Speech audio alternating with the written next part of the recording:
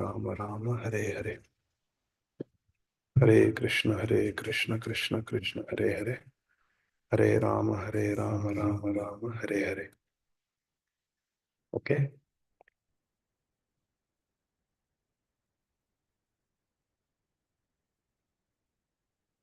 everyone can come closer. Thank you for being here this evening. We can online. Yes, maybe that will be good. Thank you. So let's get started. We'll start with our auspicious invocation prayers, Mangalacharan. Om अज्ञानतिमिरान्धस्य ज्ञानाञ्जनशलाकया चक्षुरुन्मिलितं येन तस्मै श्रीगुरवे नमः. श्रीचैतन्यमनोभीष्टं स्थापितं येन भूतले स्वयं रूप कदा मह्यं ददाति स्वपदान्तिकम्. वन्देऽहं श्रीगुरु श्रीयुतपदकमलं श्रीगुरून् वैष्णवांश्च श्रीरूपं साग्रजातां सहगणा रघुनाथान्वितं तं सजीवं साद्वैतं सावधूतं परिजनासहितं कृष्णचैतन्यदेवं श्रीराधा कृष्णपादान् सहगणा ललिता श्रीविशाखान्वितांश्च. नम ॐ विष्णुपादाय कृष्णप्रेष्ठाय भूतले श्रीमते भक्तिवेदान्त स्वामिनिति नामिने. नमस्ते सारस्वते देवे गौरवाणी प्रचारिणे निर्विशेष शून्यवादी पाश्चात्य देशतारिणे. वाञ्छाकल्पतरुभ्यश्च कृपा सिन्धुभ्य एव च पतितानां पावनेभ्यो वैष्णवेभ्यो नमो नमः. नमो महावदान्याय कृष्णप्रेम प्रदायते कृष्णाय कृष्णचैतन्य नाम्ने गौरत्विषे नमः. हे कृष्ण करुणा सिंधु दीनबंधो जगतपते गोपेश गोपिकान्त राधाकान्त नमोस्तुते. तप्त कांचन गौरांगी राधे वृंदावनेश्वरी वृषभानुसुते देवी प्रणमामि हरिप्रिये. जय श्री कृष्ण चैतन्य प्रभु नित्यानंद श्री अद्वैत गदाधर श्रीवासादि गौर भक्त वृंद. हरे कृष्णा कृष्णा कृष्णा हरे हरे, हरे राम राम राम हरे हरे. हरे कृष्णा कृष्णा कृष्णा हरे हरे, हरे राम राम राम हरे हरे. हरे कृष्णा कृष्णा कृष्णा हरे हरे, हरे Ram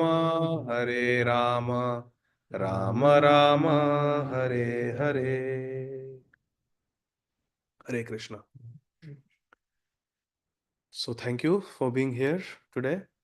And the topic that we are going to discuss in our youth program is dealing with peer pressure. Does that sound relevant? So who is a peer?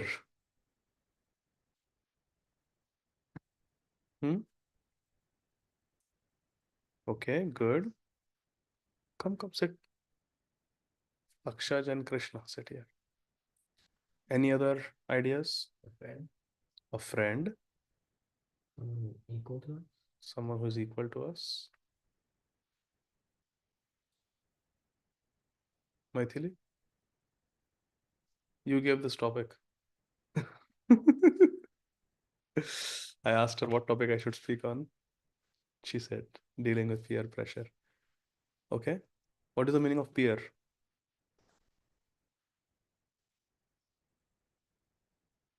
Very good. So all these definitions are correct.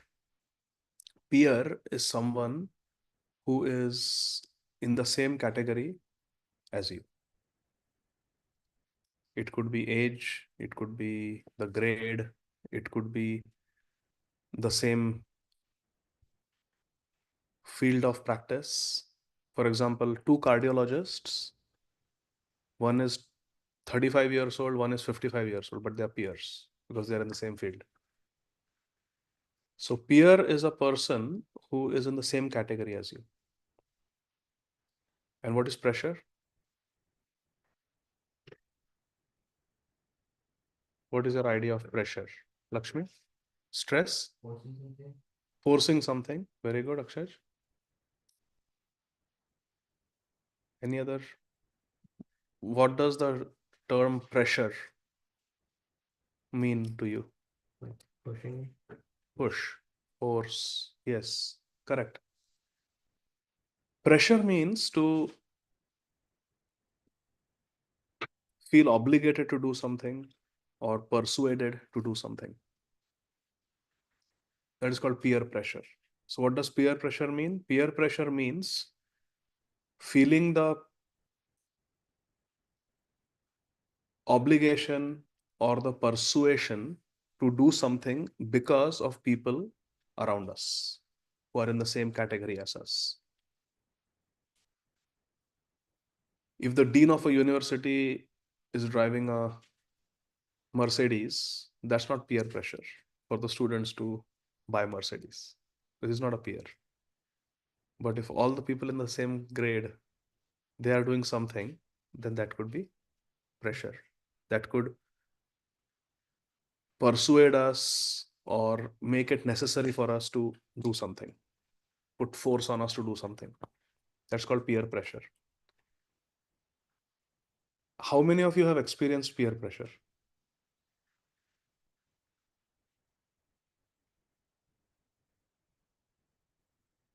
Ma'am? Yes. Akshaj? You never experienced peer pressure? Good. You may in the future, right?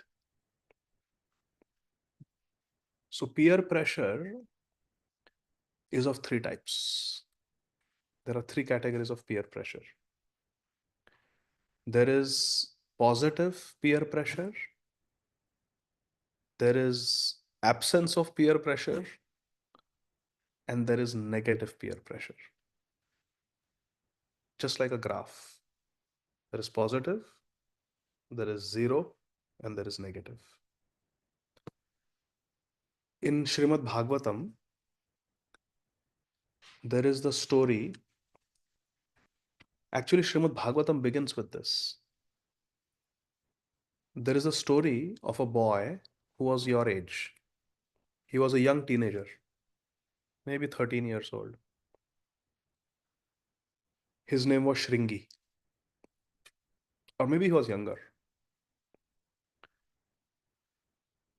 And he was playing with his peers. He had gone to the river to take his bath. And kids that age, you're 10, 12 years old, you play with your friends. So he was splashing water, they were playing water sports, they were playing.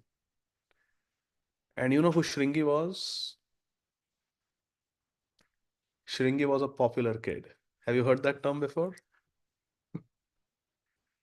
Shringi was a popular kid. Why was he a popular kid? Very good. Because he was the son of a famous sage, Shamik Rishi. Being the son of a very famous sadhu, Shamik Rishi, gave him a lot of prestige. Because he lived in the society of Brahmanas, and Shamik Rishi was the leader of all the Brahmanas, and Shringi was his dear son. So he was a popular kid. And he was playing with his friends, splashing water and swimming in the river and having fun. And some of his friends came running from the village. And they said, Shringi, Shringi, Shringi, do you know what just happened? Do you know what just happened? Shringi said, what? King Parikshit came to your house and he got really upset with your dad and he put a dead snake around your dad's neck and walked away. We thought your father was a great sadhu. We thought your father was a great Brahmin. The king has thoroughly insulted and humiliated your father. They started making fun of him. The popular kid. And some of his friends said, Shringi, you got to do something. And Shringi thought, what can I do? I'm just a kid. He's the king of the world, Parishit Maharaj. King of the whole earth. What can I do? But then some of his friends started instigating him. Come on, man, you got to do something. You're a Brahman. He's a Kshatriya. Brahmanas are superior to Kshatriyas. You got your Brahminical power. You got to do something. Come on, you can do something. Show us your power. Are you powerless?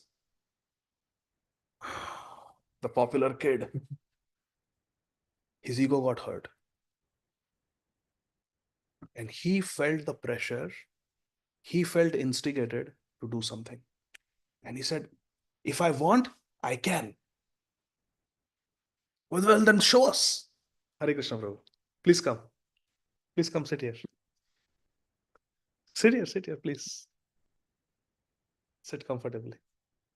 This is my dear friend, Ramdas Prabhu. Hare Krishna. Please come sit here. Prabhu.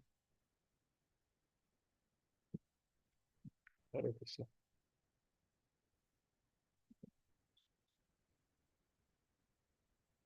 Hare Krishna.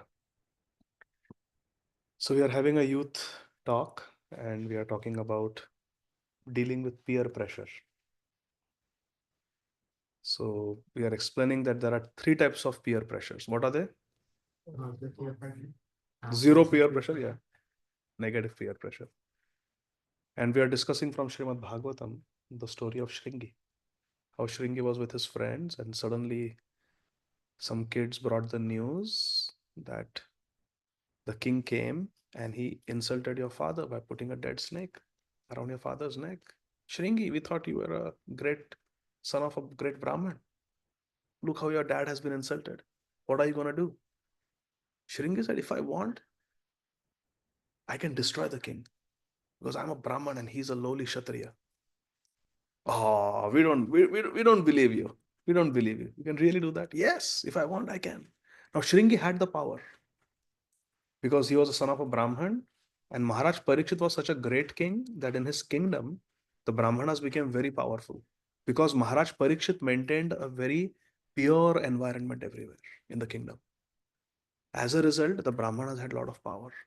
Now, Shringi was just a kid, younger than some of you, yet he was very powerful because of being a Brahman. So he had his Brahminical powers. A Brahman always speaks the truth. And by speaking the truth always, the Brahman becomes very powerful. And because they have always spoken the truth, then they get something called as Vak Shakti. Vak Shakti means, Vak means the power of speech, and Shakti means strength. Vak Shakti means you say something and that will come true. How many of you would like to let there be no school tomorrow? There will be no school.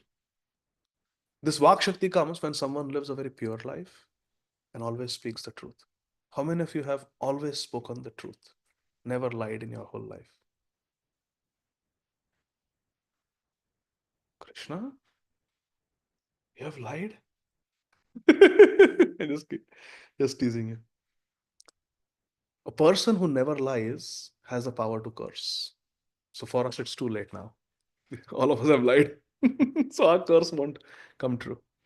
But Shringi, being a Brahman in the pure kingdom of Maharaj Parikshit, he had Brahminical power. He said, if I want, I can curse that king for humiliating my father like that. He has no business walking into my house and putting a dead snake around my father's neck. My father is a great Brahman. Kshatriyas are supposed to respect Brahmanas. Brahmanas are supposed to instruct the Kshatriyas. Kshatriyas are students of the Brahmanas. How can he insult his teacher like that? My father, Shamik Rishi, is very great. Oh, we know all that, but your father has been humiliated. Let us see your power. Can you show some power? This is how kids are. They can somehow bring out the worst in us. So the friends of Shringi, they really instigated him. Come on, show your power, show your power. We want to see what you can do. We want to see what. They just wanted to have fun, some entertainment. This is called shooting the gun from someone else's shoulder. What is it called? My dear friends, please always remember this lesson. Do not let someone shoot the gun from your shoulder. People will try to do that in life. They want to do something unpleasant, they will not do it. They will instigate you to do it. You go tell that person like that. You go tell. You do it like that. And they will stand behind you. They are making you do it. They are instigating. They are putting peer pressure. But they don't have the guts to do it. They want you to do it, so you become the bad person. Beware of the person who wants to shoot the gun from your shoulder. Everybody got this lesson? This is exactly what the peers did with Shringi. They simply instigated him. Do something to the king. We want to see what you can do. We want to see your power. Your father has been insulted. Shringi took the water from the holy river and spoke a curse. That audacious king, Parikshit Maharaj, who has put a dead snake around my father's neck to humiliate him, I curse him that may he die in 7 days from today, from the bite of a real live snake. Takshak. Takshak was a very powerful venomous snake. His venom was so poisonous that the moment the venom entered the body, the whole body would erupt in flames. It was so poisonous, highly toxic. And Shringi said, may Takshak bite King Parikshit 7 days from now, and may he die. Oh, all the kids, oh. And the news spread that Maharaj Parikshit had been cursed.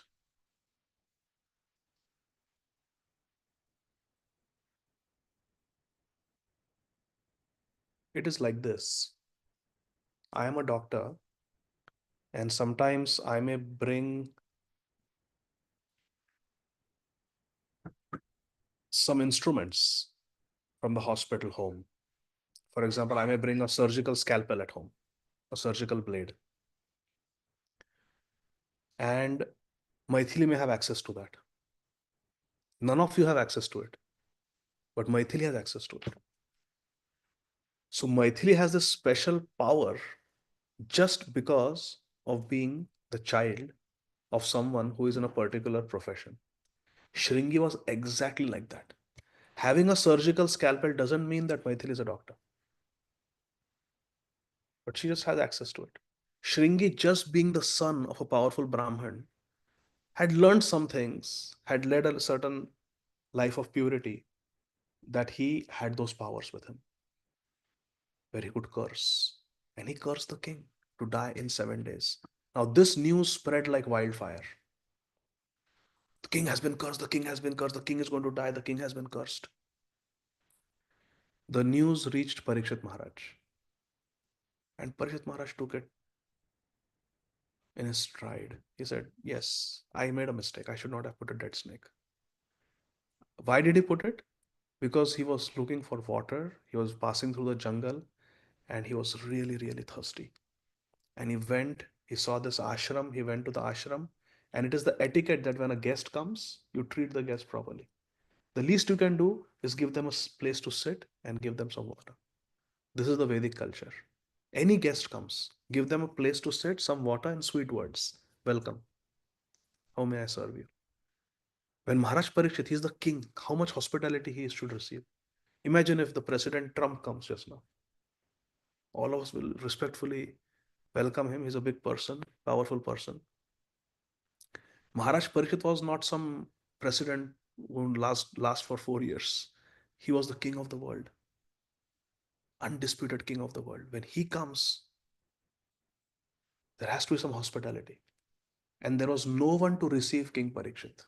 No one even said, Hari Bol, welcome, nothing.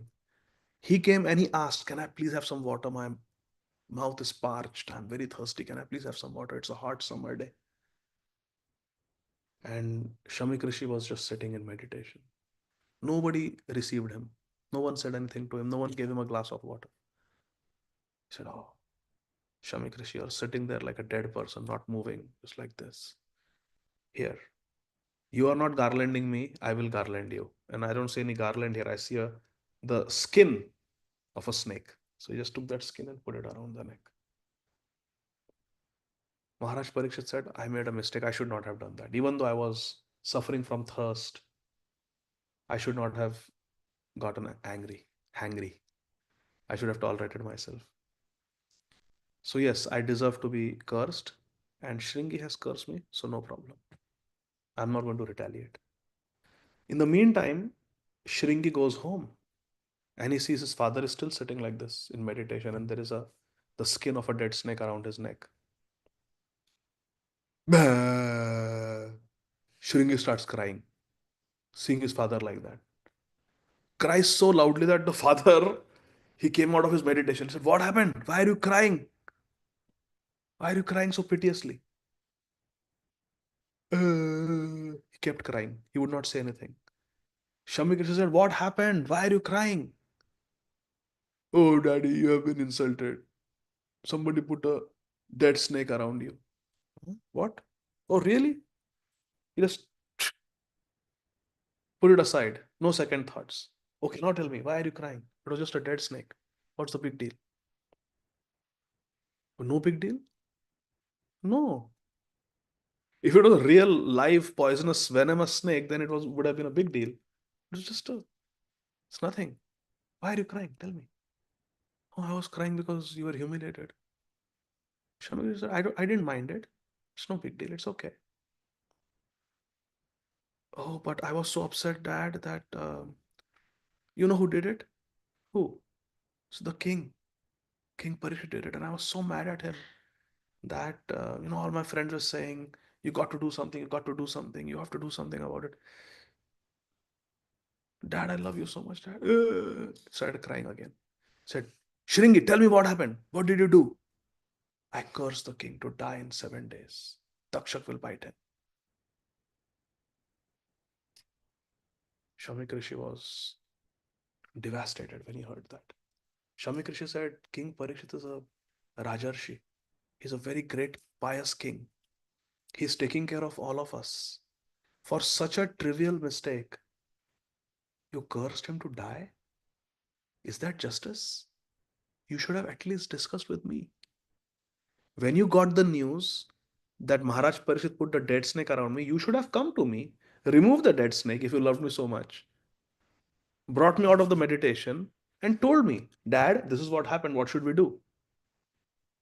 Instead of doing that without even asking me, you just curse the king. To die for such a small mistake?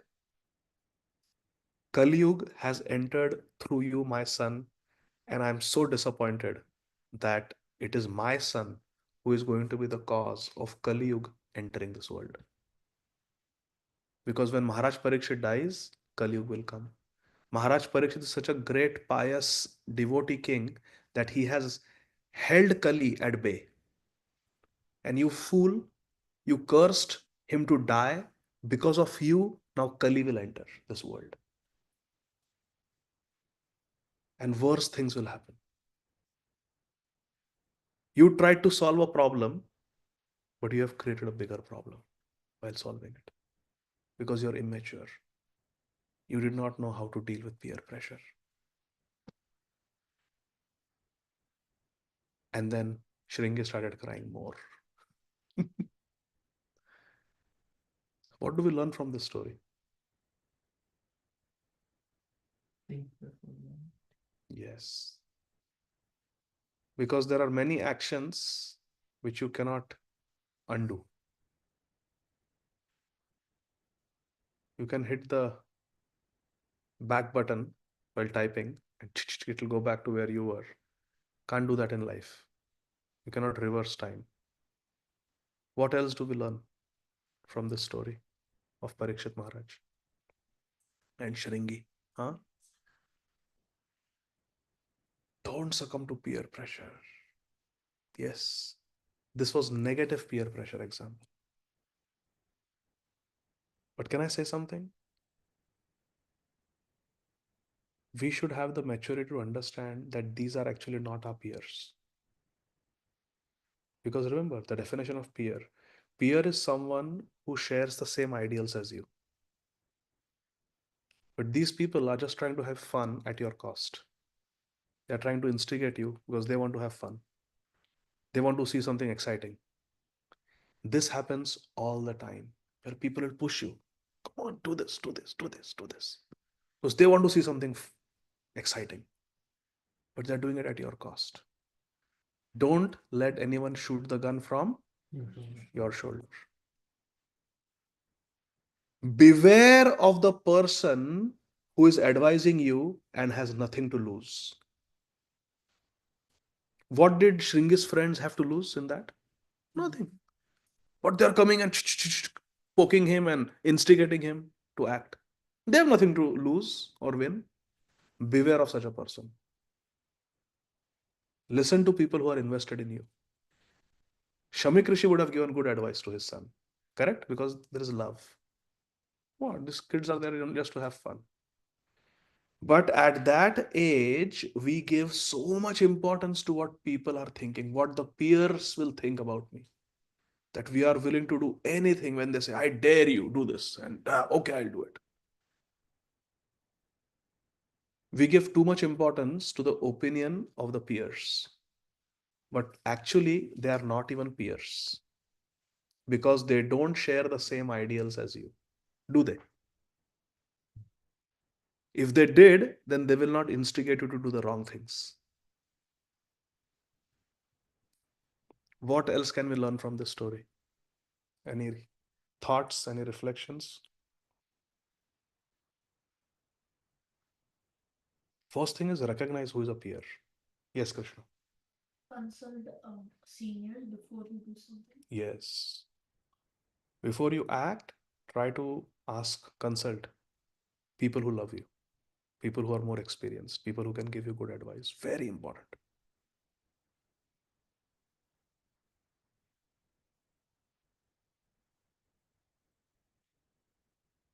Day before yesterday, I took care of a patient. He was 62 years old. When he was 19 years old, he was riding a bike and he drove into a car. He was speeding. It was a two-way road. So he went on the other side of the yellow line and he drove into an oncoming car, had a head-on collision. He told me it was in 1968, 1960, 1978, something like that, many years ago. And since then, he's a quadriplegic. Quadriplegic means he has no power below the neck. He can speak, he can eat. He cannot move his hands, he cannot move his legs. He's bedbound.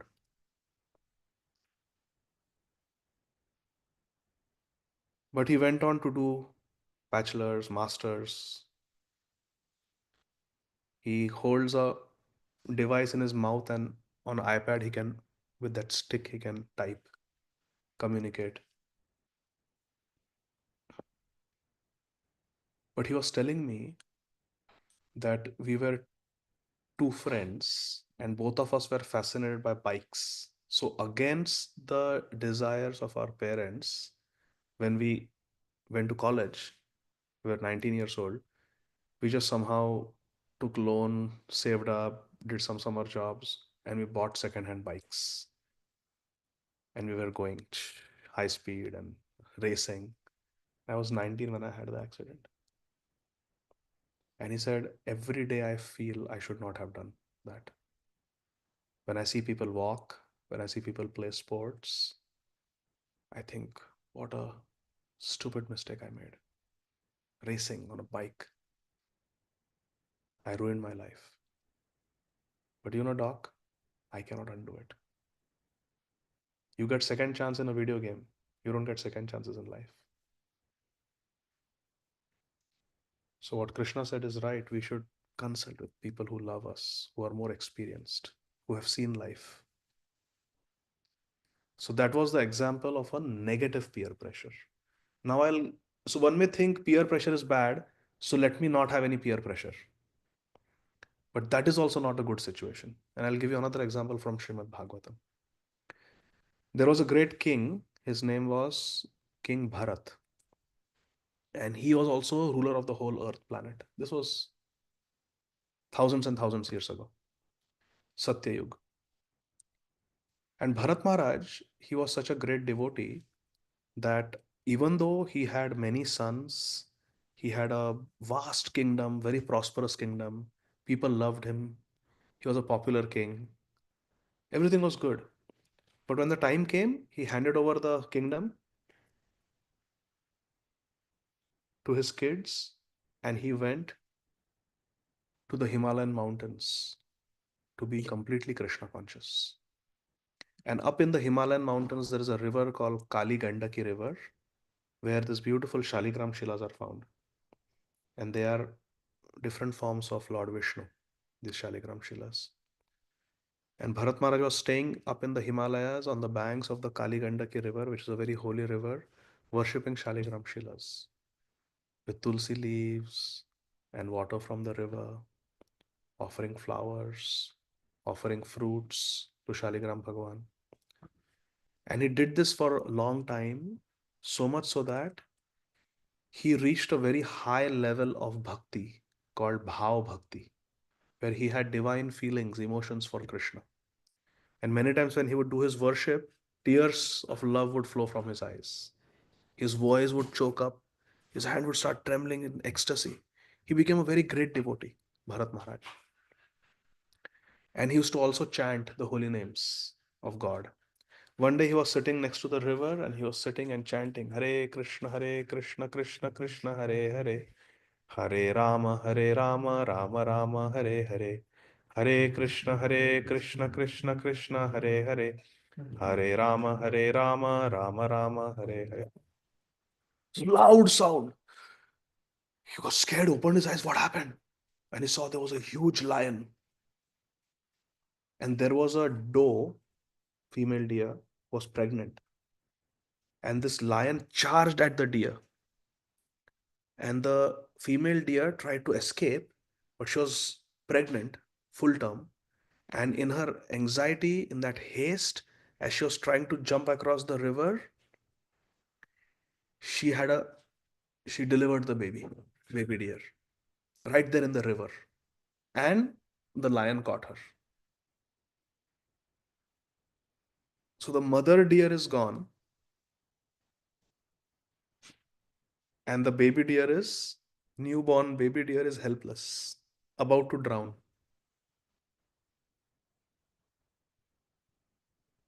Bharat Maharaj was sitting there on a rock next to the river, and he saw this. Now, Bharat Maharaj had been a king all his life. What is the duty of the king? To protect. So he had that protective instinct in him. I must give protection. I'm a Kshatriya. Kshatrayati Kshatriya. Kshatriya is one who protects others from harm. And right in front of him, he saw this baby deer facing such harm. Just born and it's going to drown and die. He jumped from his asan, jumped into the river, and rescued the baby deer. Baby deer was trembling and shivering because of the icy cold water of the Kali Gandaki river up in the Himalayas. He wrapped the deer in a cloth, dried it, the baby deer. And in his ashram, he had some cows. He got milk from the cows and fed the deer so that the baby deer could survive. In this way, feeding cow's milk to the baby deer, Bharat Maharaj slowly brought up the baby deer. And he became stronger and stronger. Then the baby deer could eat grass. The baby deer could run. And the deer became bigger and bigger. Now, Bharat Maharaj was living all alone high up in the Himalayas. Imagine you're living all alone. You have no friends, you have no peer. You have no peer pressure, positive or negative. You're living like a hermit. There's no one to talk to. And now all of a sudden, this baby deer walks into your life. You save the baby deer. So from the birth, the baby deer is attached to you as if you were its mother. So Bharat Maharaj would be sitting and doing a Shaligram puja. He has kept flowers and fruits for the worship, some kusha grass, and he's doing. And this deer would come and start licking Bharat Maharaj's cheeks. Now, when you sit for puja, you're supposed to take a bath, wear fresh clothes, do achaman, put tilak, and then not touching, no touching anybody, no talking to anybody. Just do puja. But Bharat Maharaj was so attached to this deer. The deer was so dear to Bharat Maharaj that he tolerated the deer coming and licking him. Oh, my baby, baby. Then the deer became bolder. Now he started eating the kusha grass that was kept there for puja. And still Bharat Maharaj did not object. It's okay, it's a deer, he doesn't understand. Baby, my child. It's okay, okay. Then the deer started eating the fruits that were kept for offering and playing with the flowers, smelling the flowers, licking them. And Bharat Maharaj tolerated all that because he loved the baby deer like its own baby. Now the baby deer started growing in search of grass. It would go in the forest, and Bharat Maharaj would be sitting there like a parent in anxiety. Oh, my baby deer has not come back. I hope some lion or tiger has not attacked it, just like its poor mother was killed right in front of me. I hope my baby is okay. And he would go out looking for the baby deer. Where are you? Where are you? Call out, and then the deer would come running, and he would feel so happy. In this way, Bharat Maharaj, he left his children, he left his wife, he left his palace, he left his kingdom, he left his money, he left his wardrobe, he left everything to find Krishna and live alone in the forest, live a life of austerity, tapasya, hardship. And now he has made a little family there, me and my dear. And they are living happily, both of them. This is what happens. We leave material things for Krishna, and then on the way to Krishna, we get distracted by different things which have nothing to do with Krishna consciousness. So this pet became a source of distraction for Bharat Maharaj. As days went on, Bharat Maharaj's attachment to the deer increased. The deer's attachment is reciprocal. The deer also was very attached to Bharat. Bharat also was very attached to the deer. What happens is when someone reciprocates with us, we feel like loving them more, correct? If someone doesn't reciprocate, then we may shower them with our love for some time, but then we'll get bored. Oh, this guy fellow doesn't reciprocate. Forget it. I'll find somebody else. Isn't it?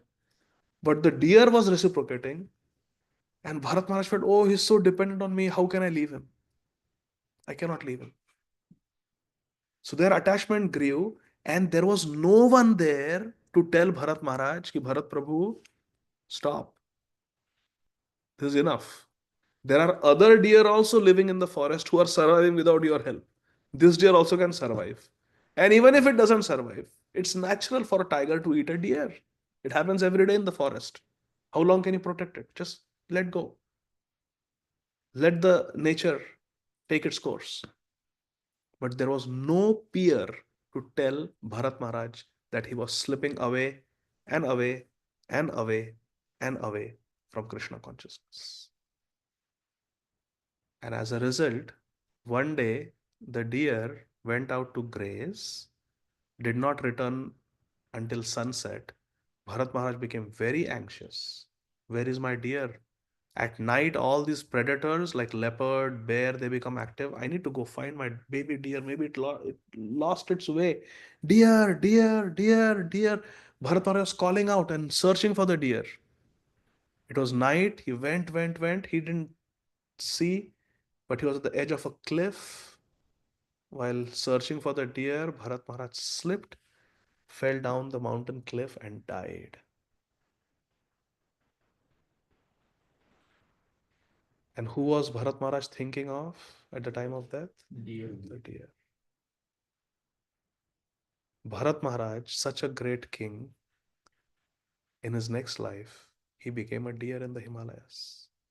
Yam yam vapi smaran bhavam tyante kalevaram tam tam evaiti kaunteya sada tad bhava bhavita. In Bhagavad Gita, Krishna says, whatever we think of at the time of death, that is what we will attain in our next life. You know whose son Bharat Maharaj was? He was the son of Bhagwan Rishabdev Maharaj. His father was Shri Rishabdev, who is an incarnation of Krishna. So Bharat is Krishna's son. And he was initiated by Rishabdev Maharaj. He was a disciple of Rishabdev Maharaj. And he becomes not even a human being in his next life. He becomes an animal, a deer. This is the power of what our mind can do. Mind can make a great person into an animal in the next life, if not properly trained, if not properly controlled. If Bharat Maharaj had a company of real peers who were his well-wishers, fellow devotees, they would have told him, Bharat, stop, it's too much. You need to focus more on your bhajan. Don't do this when you're doing Shaligram Seva. Don't play with the deer when you're chanting your japa. Isn't it? That's what good peer pressure does. But there was no one to tell Bharat Maharaj. So he fell down, became a deer. This is what happens when there is no peer pressure. We saw Shringi did something abominable because he had negative peer pressure. Bharat Maharaj fell down because he lacked positive peer pressure. Now let's talk about what is positive peer, the third type of positive pressure. Positive peer pressure. Any reflections on the story of Bharat Maharaj before we go to the third and final example for this evening? Yes, Krishna.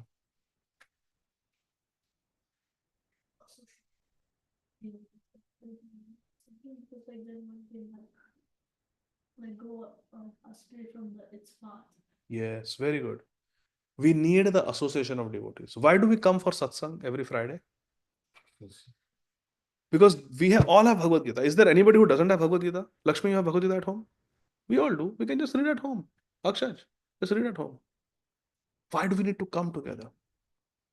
Because we want to create positive peer pressure. We need association. Pressure that will inspire us to do the right things in life. Any other thoughts about the story of the deer and Bharat?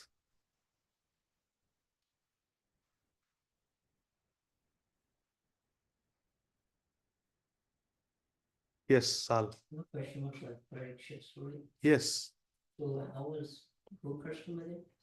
Shringi. How was he peer pressure with it? He was playing with his friends, and the friends brought him news that the king has put a dead snake around your father's neck. You got to do something, man. Your father has been humiliated. Come on, do something. Show us your power. You are the son of a powerful Brahman. And they instigated him to get angry and to curse the king, to show his Brahminical power in front of his friends. He was a popular kid and he wanted to protect his popularity. So he wanted to be cool. No one messes with my dad. I have the power to curse. And you know, when a Brahman curses like that, they lose all their accumulated power as a result of that curse. You have to invest all your Brahminical Shakti in that curse. And Shringi was peer pressured into doing that. He lost everything. All he could do was cry after that.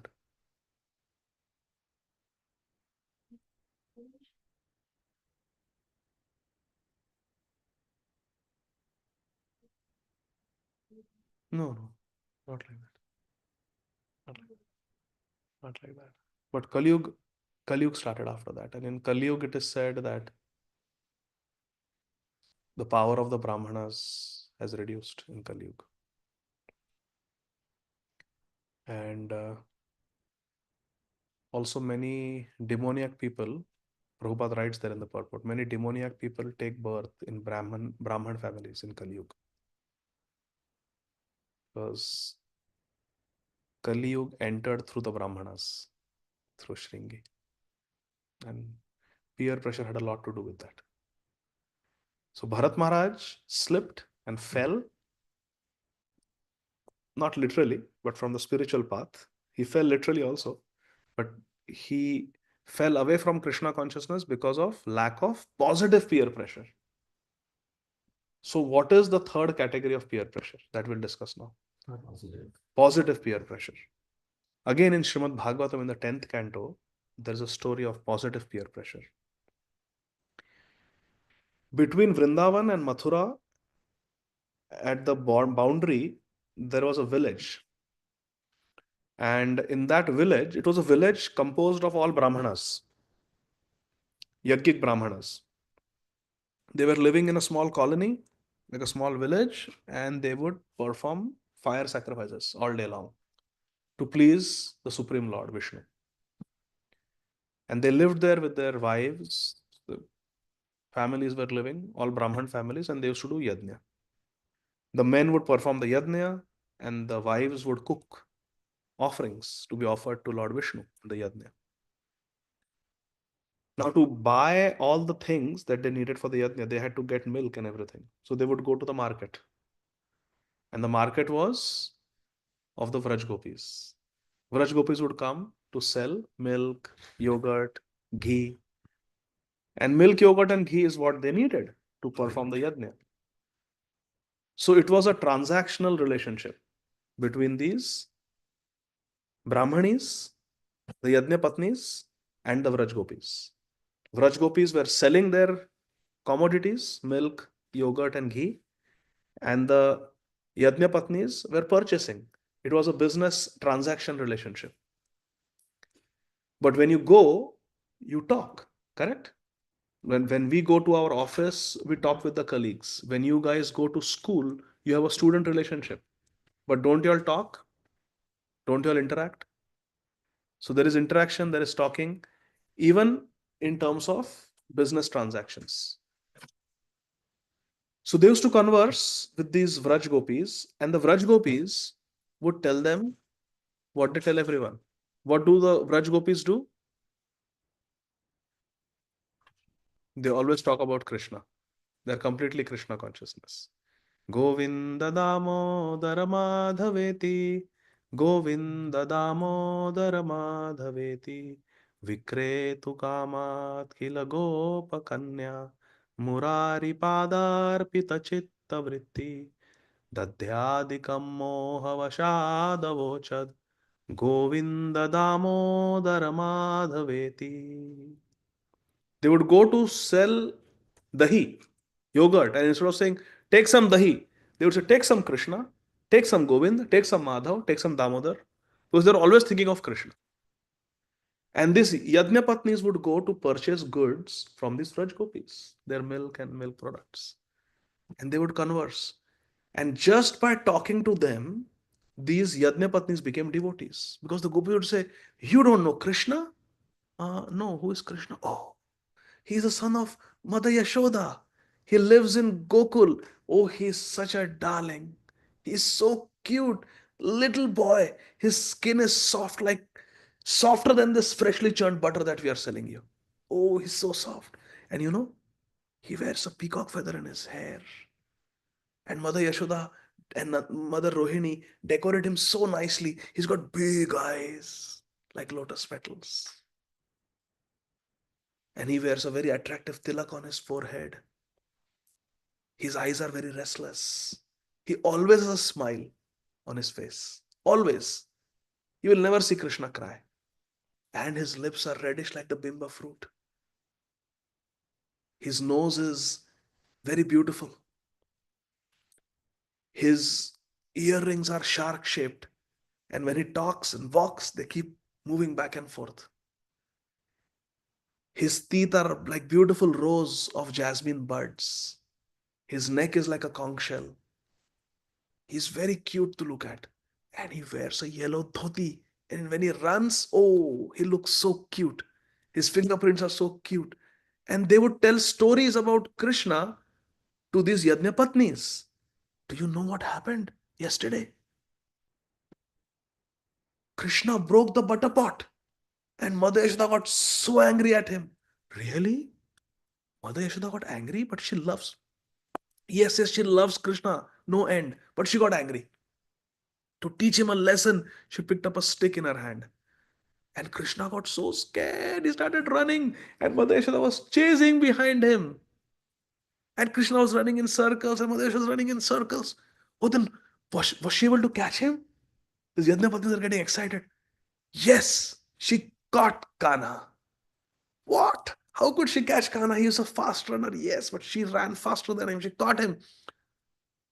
And they argued back and forth. And Mother Yashoda was so angry that he was feeding butter that she had made for him to the monkeys. That she said, "You are behaving like a monkey." And he said, "The monkeys are better than you. I will go and stay with the monkeys in the forest." And Mother Yashoda got scared that he might really leave. So she tied him to a wooden grinding mortar. And now we call him Damodar. So all these stories they would hear every day from the Vraj Gopis, the Gopis of Vrindavan. Imagine, every day you go for something that will take 1 hour, just go shop from the market. But when you go, you all just go to these Vraj Gopis and hear about Krishna and Balram from them. By doing this, associating with these peer, the Gopis, Vraj Gopis, they, in their association, they became pure devotees. These Yajna Patnis. They became pure devotees just by hearing about Krishna from someone who was a pure devotee. That is why we should hear Krishna Katha from those who love Krishna. You know why? Because the love that they carry for Krishna in their heart, it rubs onto you. Therefore, we should not hear Krishna Katha from those who are not devotees. We should hear from the devotees. That's why Prabhupada's Krishna Katha was so powerful. He came and transformed so many hearts. Prabhupada alone created a lot of peer pressure on everybody to become devotees of Krishna. That's what pure devotees can do. They create pure peer pressure. And these Yajna Patnis became all devotees. Then what happened was, few years went by. And one day, Krishna Balram were in the vicinity of this village. And Krishna wanted to reciprocate with these devotees, Yajna Patnis. So he told his friends who were very hungry, we are all very hungry today, right? So go to this Yajna Shala where these Brahmanas are performing Yajna and ask them for charity, because this is the correct time to ask for charity. And they have huge quantities of prasad. They will give you. Go and tell those Brahmanas that Krishna Balram are requesting for some food. Go, go. And all the friends, they happily went to the Yadnik Brahmanas who were performing Swaha, Swaha, Yajnas. And they said, we are the Gopas from Gokul. We have been sent by our dearest friends, Krishna and Balaram. They are very close by and they are very hungry. This is the Muhurta when you are supposed to give charity of food. So, in the name of Krishna and Balaram, we humbly request you to please give some charity of food for Krishna and Balaram, please. What do you think the Brahmanas responded? Yes, yes. No. They were so mean that they did not even reply. They completely ignored the friends of Krishna and Balaram. That's the worst thing you can do, right? If you say yes, great. If you say no, well, at least you had the courtesy to respond to their request. You said no. But imagine someone doesn't even give a reply. You're coming and talking, speaking to them, and you just keep going. Don't even acknowledge them. That means they are so worthless, they are not even worth acknowledging. That's how you're making them feel. It's very bad. These friends of Krishna's, they were so heartbroken. They have treated us so poorly. They became very morose, very sad, and they turned around and went back to Krishna and Balram. And Krishna said, "So what happened? You got some food?" They said, "No, Krishna, they did not even acknowledge us." Oh, Krishna said, "Don't worry. The ways of begging are like this. Sometimes you get, sometimes you don't get. These are the dualities of life." Krishna told them, "Don't worry. Now go again. But this time, don't go to the Brahmanas. Go to the Brahmanis. Go to their wives. They are my devotees.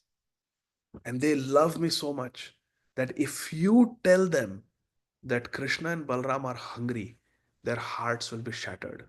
So do not tell them that we are hungry. Just go tell them that we are close by. And on their own, they will bring food for all of us. Go. Now meet the Yajnapatnis." So Krishna's friends went again to the town, to the village. And this time they went to the Yagik Brahma, the Brahmapatnis, Yajnapatnis. And they were so enthusiastic to serve Krishna Balram, and they wanted to really make sure that Krishna Balram get food. That in their excitement, they said, "Krishna Balram are very close by and they are hungry." They ended up telling that they're hungry. They could not hold because they didn't want to be rejected the second time. They wanted to make sure this time we get some food for Krishna Balram. When these Yajnapatnis heard that Krishna Balram are at their doorstep and they're hungry, they became ecstatic. They said, "Wow, this is the best news of our lives." They just went, they made big, big plates of gold and they filled it with prasad. And all these Yajnapatnis, they were all carrying big, big thalis, each thali heaped with huge quantities of food. And they just marched out of their homes. And here was the Yagyashala. Their husbands were performing Yajna. And they just filed out of their place. And the husbands are, "Hey, hey, where are you going?" They were calling out to their respective, "Hey, where are you going? All that food is meant for the Yajna. What are you doing? The offering has not been done. Bring it back, bring it back." And they completely ignored their husbands. What goes around comes around. As you sow, so shall it be. The husbands neglected and ignored the friends of Krishna, and now their wives neglected them. They just walked away, straight went to Krishna and Balram, and offered all that wonderful feast to Krishna, Balram, and their friends. And Krishna was so happy. Krishna simply looked at them and said, "I'm so pleased with you," and gave them pure love, pure devotion. And then they became even greater devotees, this Yajnapatnis. But how could they please Krishna Balram? How could they attain Krishna Balram? Because they associated with the right kind of peer pressure. The Vraj Gopis, they were always talking of Krishna and Balram. So these Yajnapatnis felt pressured to know more about Krishna Balram, to like Krishna Balram, and then to love Krishna Balram, and then to serve Krishna Balram. Everything happened because of good association and good positive pressure. So there is negative peer pressure, then there is absence of peer pressure, and both are dangerous, correct? Negative peer pressure makes us bad people.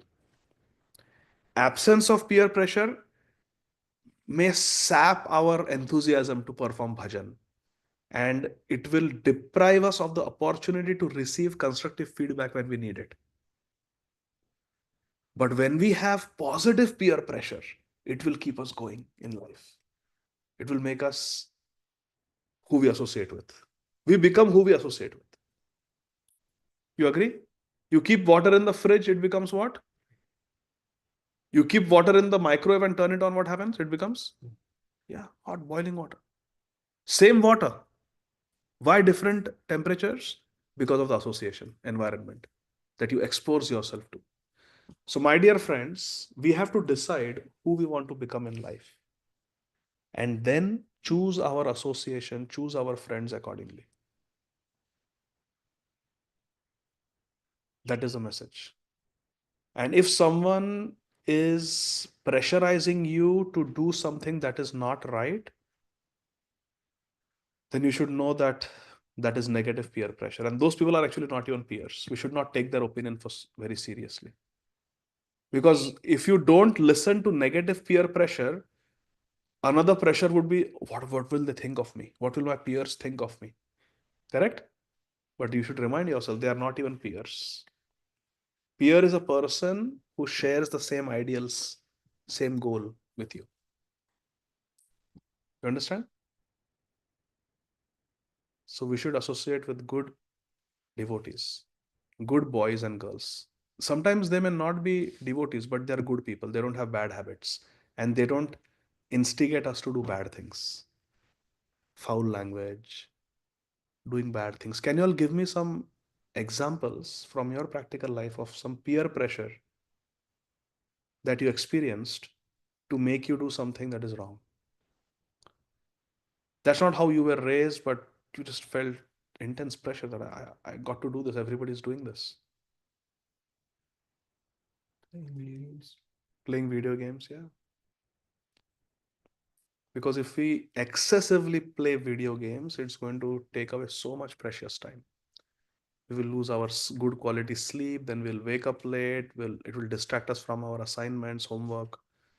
And what have we gained? Think about it. We might have played video games for a long time, but in the final analysis, what value do they add to our life? Right? They add no value to our life. So we have to control how much we, for entertainment, we may play some video games, but we have to really control it, how much we play. We should not let the video games control us.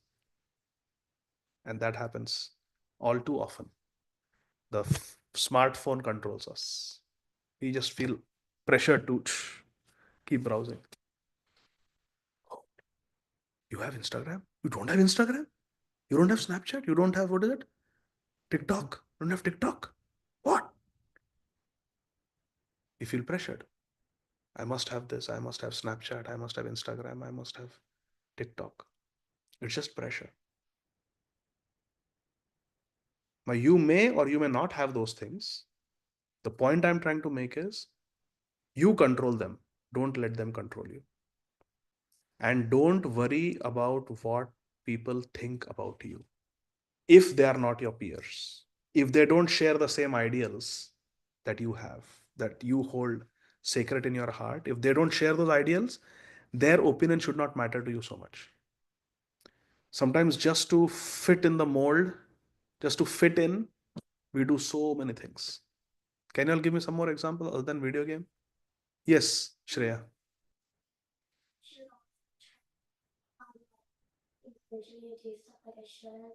But she'd always say like, don't wear a seatbelt in the car with my mom's not looking. Don't wear. Seat Oh, belt. seat belt. What is the word? Dippa. What is seat belt called? Seat belt.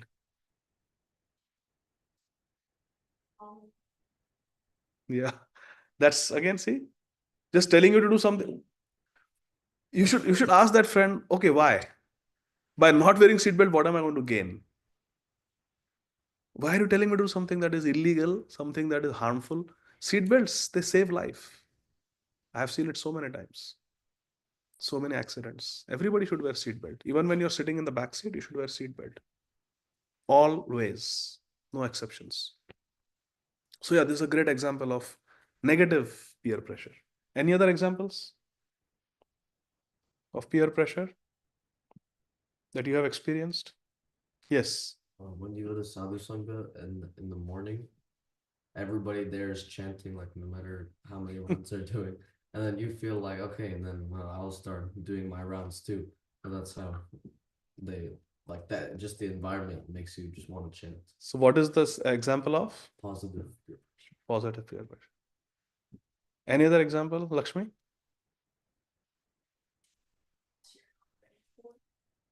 Correct. It may be just too much pressure that do this, do this. It may not be the right choice for us. We may not be ready for it. So yeah. You know what I want you all to do? Develop thick skin. Don't worry about the opinions of your so-called peers. Because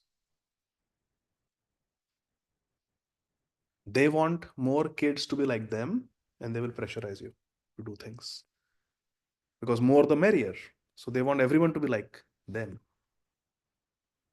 But you don't worry about their opinions. It's just not worth it. You do what you know is right. You do what will make you successful in life. And resist the temptation to do something that is harmful. You have two choices. Either repent for not doing those bad things and missing out, or repent after doing those things and getting in trouble. Which is better? Don't drink and drive. Don't do drugs. Oh man, everybody's doing, I need to do that. And then the person does it and then gets into trouble, gets a DUI, or gets caught doing drugs. What is worse? Not doing it. Not. Doing them. Doing them is worse. Oh wait. Oh, what is worse? Yeah, what is worse? Doing them is worse. Because now you have to face the consequences. If you don't do it, you resist the temptation and not do it, all you will feel is a little bit this, I missed it. I missed that experience. But see, the people who have experienced it, are they really happy? People who have done these things, are they dancing in ecstasy? Oh, wow. No. Then why should we feel pressurized to do it? Correct? So these are some thoughts about peer pressure. Any other examples that any peer pressure that you have experienced? Yes.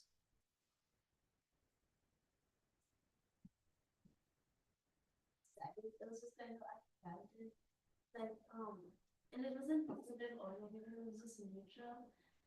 So this is a fourth type of peer pressure that Tarin Radha has told us about. It's a subtle pressure. Nobody has said it. She just felt it.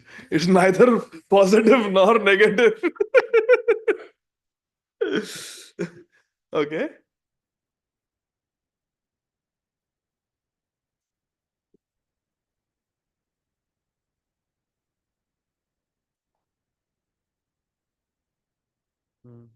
Did not stress on it, but I wanted to do it. But like it was because I had like I knew all my friends were doing it, so I was like, okay, I feel like they're gonna like do like, why are you doing it? This is a good example. I would say, in many ways, this is a positive peer pressure. And this is a good point, Tarini. Peer pressure may not necessarily be something that has been spoken to you.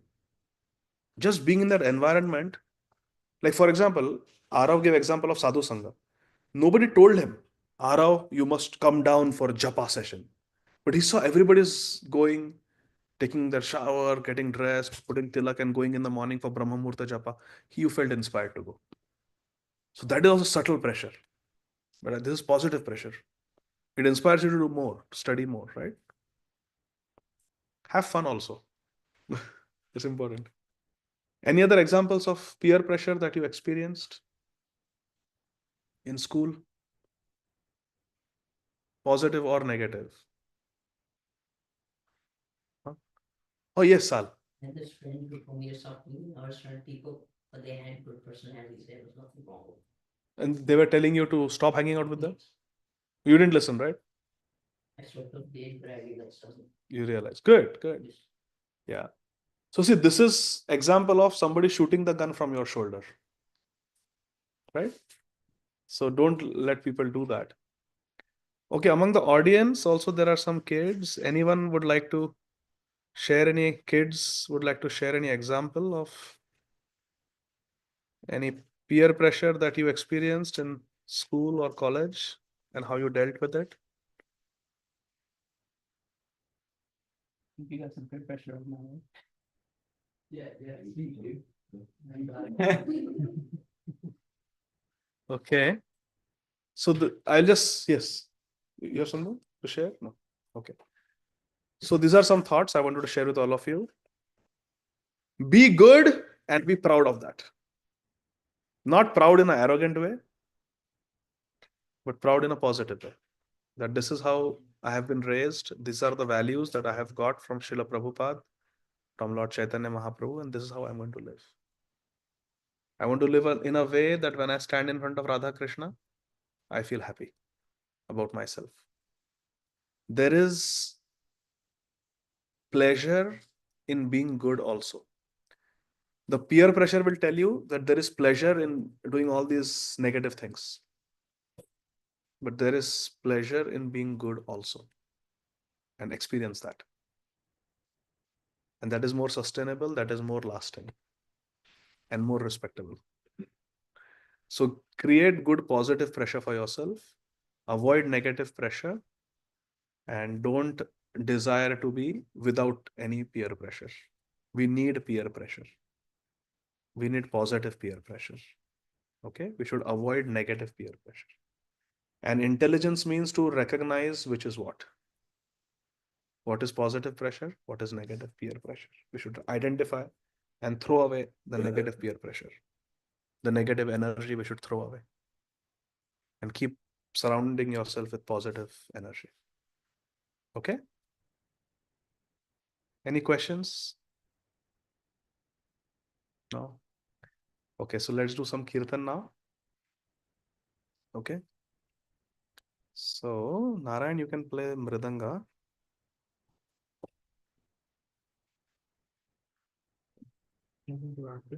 Huh? Why don't you sit in the kirtan and then towards the end of the kirtan you can go and offer arti also. So both the things are done. Mithil, you play harmonium? Huh? You have the flute? No, let's go. You left it home in violin? Rounds on. Okay. So we'll do then on Friday then. Okay.